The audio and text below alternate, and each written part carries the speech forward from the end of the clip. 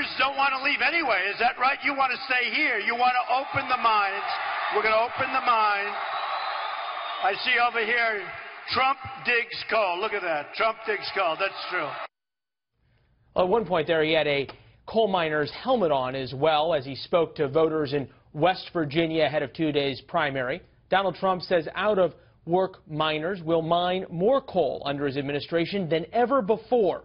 But leading up to his comments, Trump's plan for the nation's energy industry haven't included coal very much. Here to help us analyze his energy policies, Robert Bryce with the Manhattan Institute. Mr. Bryce, appreciate you being here, sir. As you listen to Donald Trump on the stump, he seems to love whatever energy policy is important to whatever state he happens to be campaigning in at that very moment. So when you look at this, is this more of, shall we say, a comprehensive energy policy or a campaign strategy? Leland, I think it's the latter. I think it's convenient campaign rhetoric. Look, Donald Trump is an expert at telling crowds what he thinks they want to hear. Remember when he was campaigning in Iowa, he said he loves corn ethanol, despite the fact that it's a loser proposition for consumers.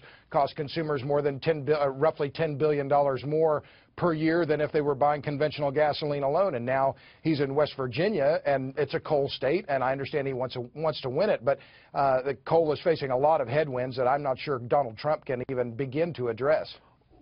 Energy is clearly one of the more important parts not only of the U.S. economy but of U.S. national security. What does this campaign rhetoric of somebody who is now the presumptive nominee of one of the two major parties do not only to American energy companies but to our allies overseas who have to set their own foreign policies and have to deal with things like that?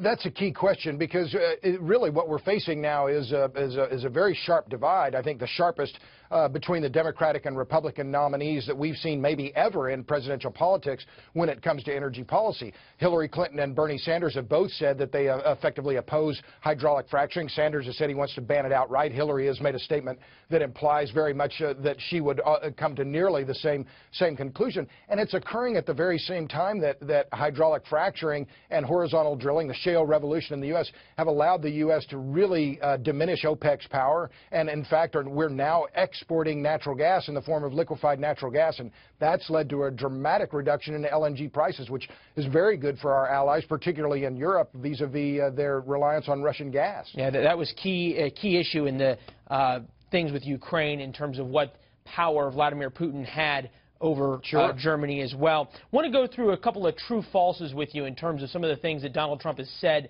from the stump. Oil is the lifeblood of our nation. That seems to make pretty much sense. True? Absolutely true. All right. U.S. is the laughing stock of OPEC leaders and Saudi Arabia. That goes to the point you were just talking about. That's just patently false. The shale revolution has undermined OPEC, and now OPEC can't make any agreement on what they're doing now because of the shale oil coming out of the United States. All right, so fracking will lead to American energy independence, he says.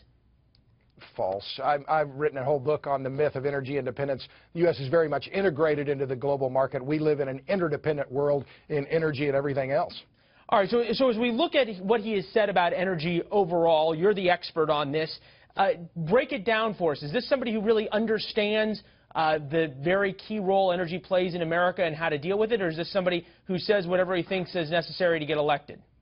Well, unfortunately, I think it's the latter. I don't hold any brief for Trump or for Clinton, but there's not anything even on Trump's website about energy. All of that said, I think if Trump were to choose to make this a more prominent campaign issue, I think it could become a wedge issue because, as I said earlier, the Democrats are opposed to oil and gas production. Hillary Clinton has said she favors reducing U.S. CO2 emissions by 80% by 2050, and Bernie Sanders is saying he wants 100% renewable. So if Trump I think this could be more of an issue if Trump wants to make it one.